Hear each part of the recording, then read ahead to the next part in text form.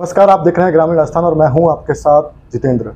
अभी हम मौजूद हैं बिलाड़ा विधानसभा क्षेत्र में और हमारे साथ मौजूद हैं कांग्रेस पार्टी के प्रदेश सचिव नरपत जी पन्नू, जो कि सामाजिक क्षेत्र में काफ़ी अच्छा कार्यरत हैं और उनसे बातचीत करेंगे कि क्या उनके मुद्दे हैं, किन मुद्दों को लेकर वो जनता के बीच जा रहे हैं और क्या इस बार इनका आधार रहेगा। सर, सबसे पहले बहुत बहुत स्वागत है आपका। नमस्कार, धन्यवाद।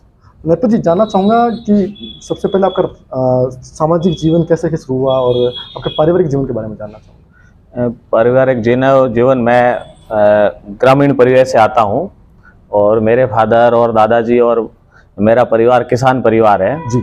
और मेरे फादर सिलाई का काम करते हैं जी।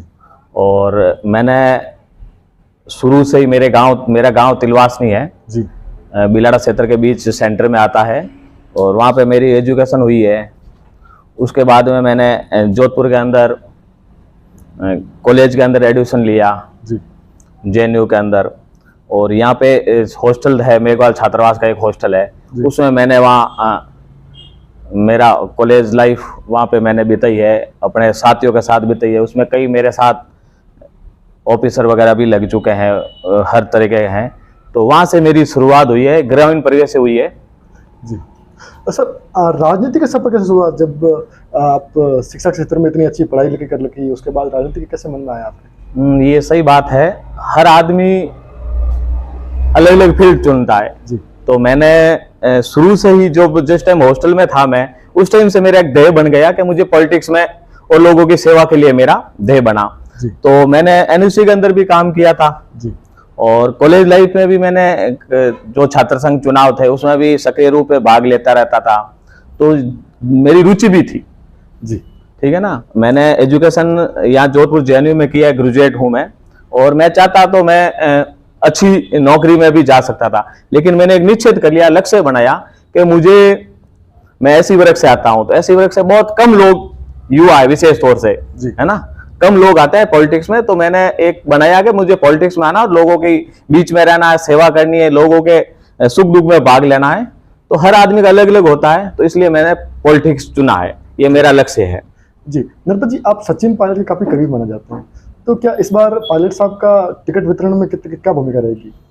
देखो, सचिन पायलट जी राजस्थान नहीं, देश के एक युवा आइकॉन है जी। और पायलट साहब जहां भी जाते हैं देश के अंदर शुरू से ही, तो उनका एक युवा के अंदर बहुत जबरदस्त क्रेज है। तो मेरे वो आइडियल है। मैंने उन्हें जब मैंने पॉलिटिक्स शुरू की ना, तो उनसे मैंने जुड़ाव किया और मैंने एक आइडियल मान लिया।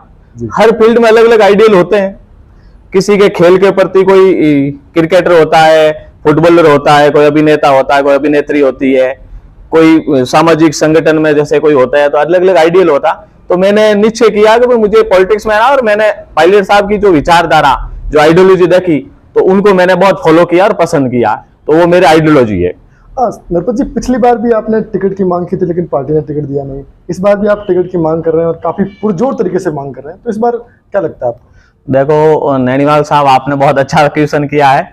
मैं एक नॉर्मल परिवार से आता हूँ, है ना, और लोगों के अंदर आना जाना, कई हजारों कठिनाई मेरे भी आई है और आगे भी आ रही है, ये ऐसा नहीं है जी। क्योंकि एक किसान परिवार से जो आदमी ऊपर उठता है जी, तो उसके हजारों चीजें दिक्कत आती है। तो पिछली बार मैंने काफी प्रयास किया था 2018 में, मेरा बूथ मेरा गौरव कार्यक्रम भी करवाया था मैंने। जिस टाइम शाह प्रभारी विवेक बंसल जी थे, उनका भी मैंने कार्यक्रम किया था भावी के अंदर, अच्छा स्वागत किया था। और पार्टी ने मुझे मौका नहीं देकर जो अभी वर्तमान MLA है उनको पार्टी ने मौका दिया है। तो हम लोगों ने कांग्रेस को जिताने के लिए, क्योंकि मेरा एक ध्येय था कि मुझे पार्टी के अंदर रहकर काम करना है, संगठन में काम करना है और निष्ठा के साथ मैं kaंग्रेस पार्टी से जुड़ा हुआ, तो इसलिए मुझे नहीं मिला टिकट। लेकिन कंटिन्यू पिछले 5 साल हो गए हैं, एक गांव डाणी जहां तक मेरा संभव हो सका मैं जाने का प्रयास किया है और लोगों के अंदर बीच में रहने का बहुत मैंने ये बना लिया कि लोगों के बीच रहेंगे।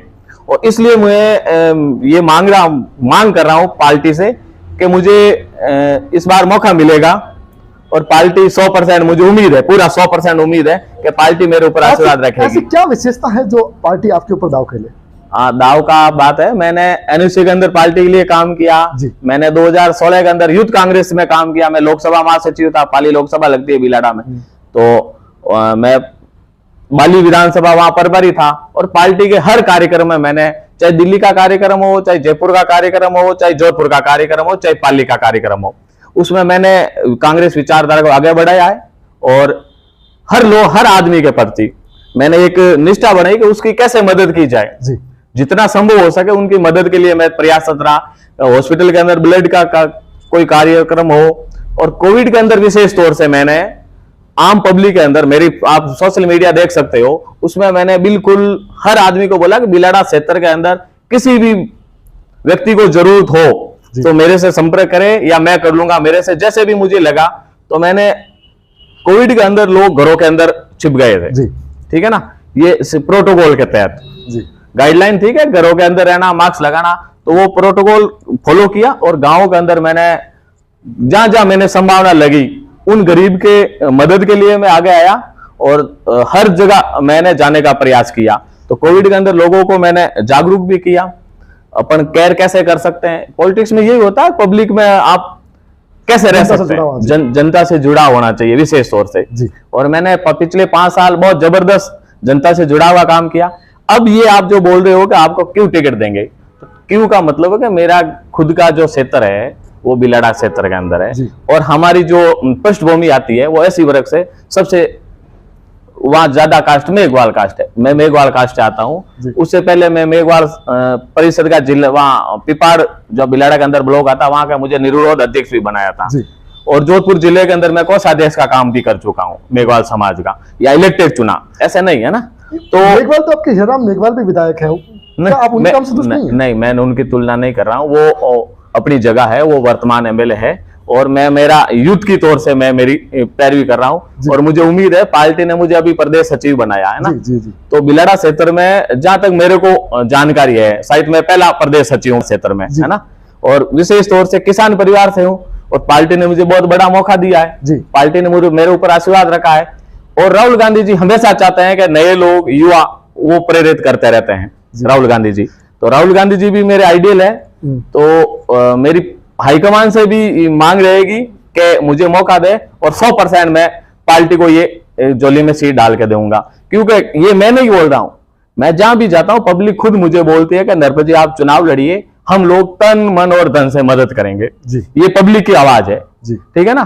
और मैं उनके घरों पे जाता हूं ना, तो चाहे माताएं हैं, चाहे बड़े बुजुर्ग हैं, उनके पैर भी छूता हूं मैं, क्योंकि परिवार से, किसान परिवार से आते हैं, तो हमें पता है कि किसका मान सम्मान कैसे किया जाए। पब्लिक को कुछ नहीं चाहिए, पब्लिक को नेता से चाहिए, मान सम्मान चाहिए, और जो छोटे मोटे उनके जो कार्य होते हैं, ठीक है ना, वो जनता से जुड़ाव चाहता है, और साफ छवि का आदमी चाहता है। तो अभी पब्लिक की मांग है बिलाड़ा क्षेत्र से कि युवा आदमी आना चाहिए। तो ये मेरी एक पार्टी से भी है कि मुझे मौका देगी पार्टी, और मुझे उम्मीद है पूरा कि मुझे बिलाड़ा से इस बार उम्मीदवार बनाए। ऐसी मेरी खुद की सोच है। आपका मानना सही है, देखो पार्टी का सबका अपना अपना ओपिनियन होता है, लेकिन मैं ये पूछना चाहता हूँ कि अशोक गहलोत साहब जो अभी वर्तमान में मुख्यमंत्री महोदय हैं, उनके कामकाज से आप कितना संतुष्ट, क्योंकि आप पायलट के करीब माने जाते हैं, तो उनके काम से कितना संतुष्ट? नहीं, आप जो बता रहे हो ये लड़ाई झगड़ा वाली, ये जो आप चाहते हो कि कुछ ऐसा कुछ नहीं है। गहलोत साहब ये तीसरी बार मुख्यमंत्री है, तो ये पार्टी हाईकमान ने बनाया। हमारे आदर्श सोनिया गांधी जी है पार्टी के, और अभी जो खड़गे साहब है, ठीक है ना, तो सब लोगों ने मिलके गहलोत साहब को सीएम बनाया। पहले भी बनाया, उन्होंने बहुत अच्छा कार्य किया था, और अकाल में पड़ा था उस टाइम भी बहुत जबरदस्त काम किया था। और क्षेत्र के अंदर बिलाड़ा से राजेंद्र चौधरी जी जिस टाइम पहले बार सीएम बने थे, उस टाइम ये हेल्थ मिनिस्टर भी थे बिलाड़ा क्षेत्र से। तो उन्होंने भी, उनकी जो छवि है ना, राजेंद्र चौधरी साहब की छवि है, बहुत अच्छी छवि है।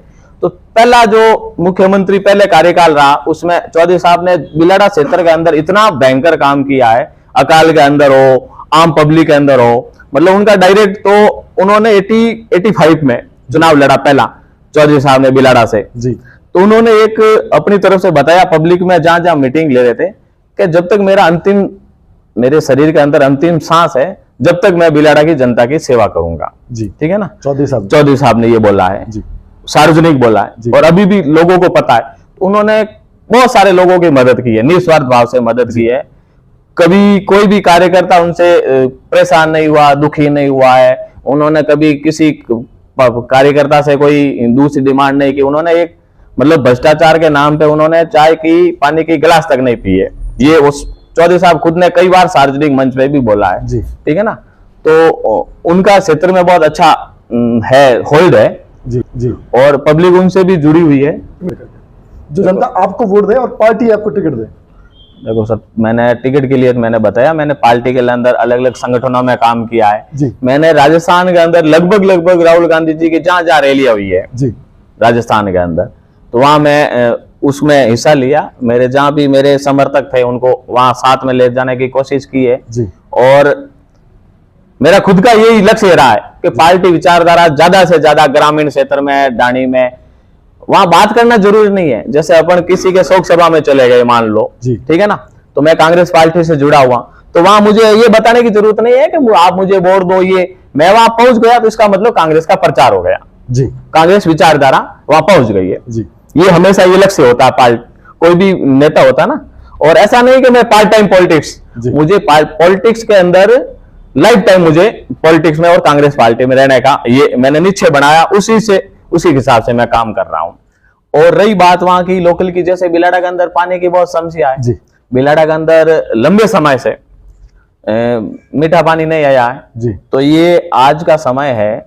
आज देश अपना 21वीं सदी में चल रहा है, वहां विकास कहां कहां पहुंचा आपको बताओ। जहां रोडे की व्यवस्था हुई है और एजुकेशन जहां बच्चियों को पढ़ाते नहीं थे जी, पुरुष पढ़ाते नहीं थे, और ऐसी में एसटी में, किसान परिवार में मतलब स्थितियां बहुत नाजुक स्थिति, तो अभी धीरे धीरे सुधार हुआ है। तो हम चाहते हैं कि बिलाड़ा के अंदर भी सबसे मुख्य रहेगा, बिलाड़ा के अंदर सबसे पहले पानी की व्यवस्था हो, मीठे पानी की, और दूसरी जहां जहां हॉस्पिटल नहीं है, मुख्य 3 चीजें होती है, सड़क, पानी और चिकित्सा जी। ये मूलभूत है, तो ये आदमी को मिलना चाहिए। नरपत जी, मैं जानना चाहूंगा कि हमारे चैनल के माध्यम से आप बिलाड़ा की जनता को क्या संदेश देना चाहेंगे? सबसे पहले तो मैं आपको ग्रामीण राजस्थान आप लोग हो, आपको मैं शुभकामनाएं देना चाहता हूं जी कि आपका चैनल प्रगति करे और बिलाड़ा के जो आम समस्या है, आम पब्लिक की जो समस्या है, उसका हमेशा आप उठाएं। और बिलाड़े की जनता को मैं ये मैसेज और मेरी तरफ से अपील और विनम्र निवेदन करना चाहता हूं कि आप कांग्रेस पार्टी को, जो बिलाड़ा विधानसभा चुनाव होंगे, पाली लोकसभा चुनाव होंगे, तो ज्यादा से ज्यादा समर्थन और मत देकर उनको विजय बनाइए, जिससे हमारी कांग्रेस विचारधारा आगे बढ़े। और हमारा जो केंद्रीय नेतृत्व है, खड़गे साहब है, सोनिया गांधी जी है, राहुल गांधी जी है, तो उनको मजबूती मिलेगी। और मुझे उम्मीद है, पूरी उम्मीद है पार्टी से कि मुझे स्थानीय होने का मुझे लाभ मिलेगा, और युवा होने का पार्टी मुझे, मेरा खुद का यूज लेगी पार्टी, और मुझे प्रत्याशी वहां बनाने की संभावना मेरे खुद को लग रही है। मेरा विजन रहेगा कि कांग्रेस पार्टी वहां से भारी मतों से जीते और सरकार रिपीट होगी। कांग्रेस की पार्टी राजस्थान के अंदर रिपीट होने का पूरा चांस है। तो मेरे ये सभी लोगों से अपील रहेगी, हाथ जोड़ के अपील रहेगी कि ज्यादा से ज्यादा कांग्रेस पार्टी का समर्थन कीजिए। पार्टी किसी को भी टिकट दे, मेरी तो मांग हुई है और पब्लिक चाहेगी वैसे विधायक बनेंगे। मेरी हमेशा कोशिश रहेगी कि पार्टी जिसको भी टिकट दे तो उनको मदद कीजिए, उनको जिताने में सभी योगदान दीजिए, ऐसा मैं सभी लोगों से अपील करता हूं जी। धन्यवाद। ये थे हमारे साथ नरपत जी पन्नू, जिन्होंने अपनी मैनिफेस्टो रखा, किस आधार पर चुनाव लड़ना चाहते हैं, क्या इनका विजन है, किस तरह से एक तैयारी में जुटे हुए हैं। देखना है कि पार्टी इनके ऊपर कितना दाव खेलती है और किस प्रकार से क्या रहता है इनका। अभी के लिए बस इतना ही। देखते रहिए ग्रामीण राजस्थान, सत्ता के संग्राम में एक और उम्मीदवार के साथ मिलेंगे आपसे।